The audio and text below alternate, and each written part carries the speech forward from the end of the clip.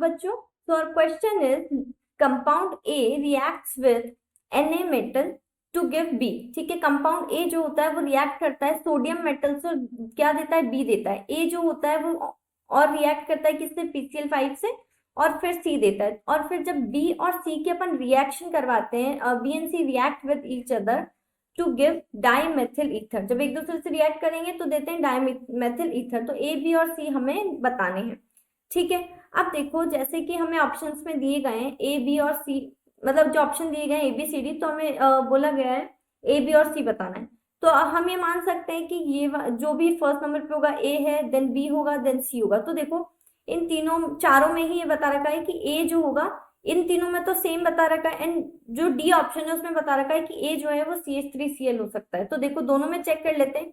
CH3OH दिया हुआ है एंड CH3Cl दिया हुआ है। तो देखो जो CH3Cl होता है ये हमारा सोडियम मेटल से रिएक्ट नहीं करता है, तो ये वाला ऑप्शन तो हमारा वैसे ही रॉन्ग हो जाता है। जो बाकी ऑप्शन दिए गए CH3OH, ठीक है, तो अगर हम अब इसकी रिएक्शन करवाएं CH3OH की किसके साथ में, सोडियम मेटल के साथ में, ठीक है, तो देखो यहाँ पर ये हमारा क्या देगा, सोडियम मेटल जो हमारा CH3O है, CH3O नेगेटिव, एन यहाँ पर आ जाएगा हमारा Na पॉजिटिव में आ जाएगा। ठीक है, और जो है यहाँ पर हमारा H2 निकल जाएगा।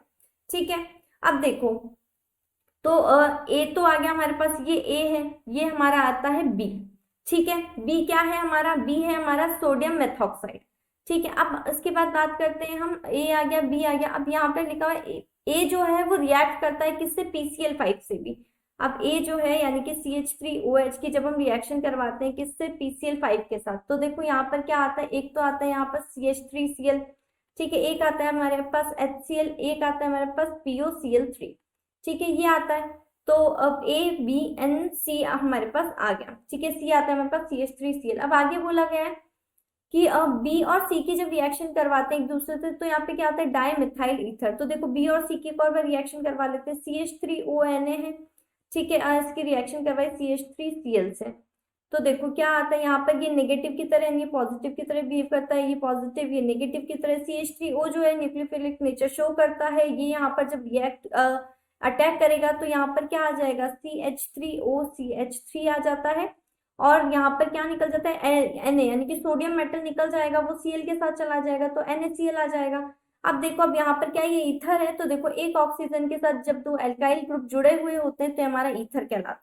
ठीक है, अब कौन सा ईथर होगा ये, तो देखो यहाँ पर दो मेथिल ग्रुप है। ठीक है, दो मेथिल ग्रुप है, तो ये हो गया हमारा डाई मेथिल ईथर। ठीक है, तो अब हमें यही तो बोला गया था क्वेश्चन में कि जो जब एक दूसरे से रिएक्ट करते हैं तो ये क्या देते हैं, डाईमेथिल ईथर देते हैं। तो ये क्या हुआ, ये हमारा डाईमेथिल ईथर हो गया। ठीक है, अब A, B और C क्या हमारे पास आ गए।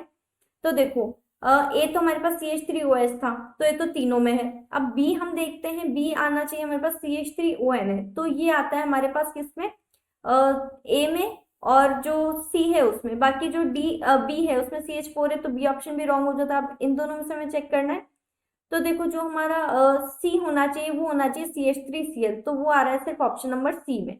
ठीक है, तो हमारे यहाँ पे सिर्फ ऑप्शन नंबर C जो होगा वो करेक्ट होगा। ठीक है, C जो होगा फाइनल आंसर होगा। हमने क्रॉस चेक भी कर लिया, B और C की रिएक्शन करवाई तो डाईमेथिल ईथर आ गया हमारे पास। ठीक है, तो option number C is our final answer. I hope you understand. Thank you and best of luck.